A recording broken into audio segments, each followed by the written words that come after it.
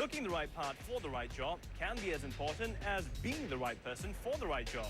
Yes, that's right. How you look for that interview can make a big difference as to whether or not you get the job. So, how do you dress for success? Clearly, dressing for success is an important part of the interview process, but it's one of many number of different components that will ultimately dictate whether someone's successful or not in the interview. In a recent survey that Robert Half ran, 2/3 of hiring managers actually made decisions on whether they were successful through the interview process within the first 15 minutes of the interview, which clearly shows first impressions count. Secondly, as well, from an interview timing perspective, 2/3 of hiring managers or executives preferred to interview candidates between 9 and 11 a.m. in the morning. And a third piece of interesting information that came from our survey was that 70% of executives always seek the opinion of their secretaries or receptionist desks on whether people are successful or how they come across when they first come into the office. So what those statistics show is clearly first impressions count, whether it's through grooming, whether it's through how you look or how you communicate with people across the business. So whether you like it or not, the interview begins the moment you walk through the door. Before you've even said a word, some impressions about you have already been formed. But is creating a good first impression enough? On a scale of 1 to 10, 1 being the most important, I would rate dressing and first impressions as a 3.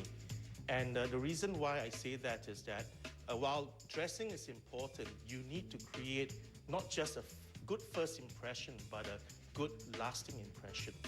And in order to do that, you have to sustain yourself through a series of interviews. Very often in today's world, you do not just interview with one person, you can interview with several people. And by doing that, you have to stay the course, ask the right questions, show interest in the company, and tell them that you are up to the challenges of the role, and that is very important. And as interviewers, we'll walk away feeling that this person is a worthy fit. A lot of it sounds like common sense, but you'd be surprised how many people get it wrong, and it's usually the little things that one forgets about. I think that one of the most common areas is probably over fragrance or lots of jewelry, which sometimes can come across as being a bit different. And again, we would just advise all of our job seekers to dress appropriately, conservatively, and importantly to reflect the culture of the company.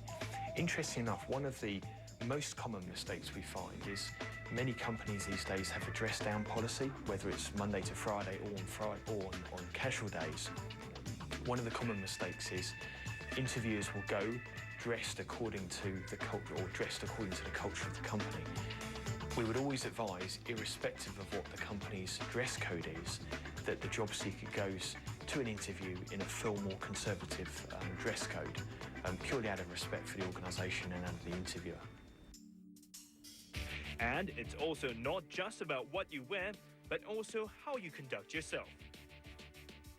The person should come in for an interview treating it as a very important occasion.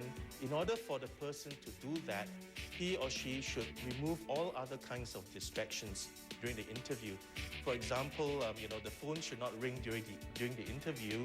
You should not be checking your BlackBerry every time there's a pause.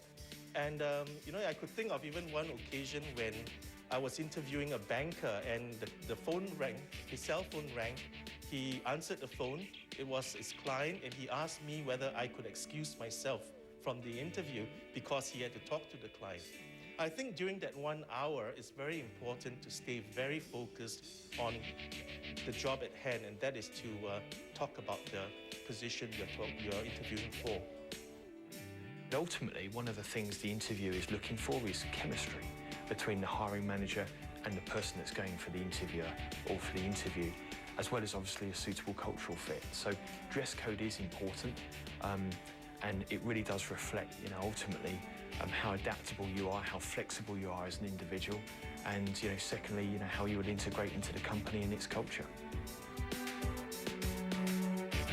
So when it comes down to it, men actually have it a lot easier than women. Put on a good shirt and tie, and most of the times you've got that job interview covered. But seasoned employers will look beyond that and notice the little details. And that is what will make you stand out. But most importantly, be yourself and be sincere.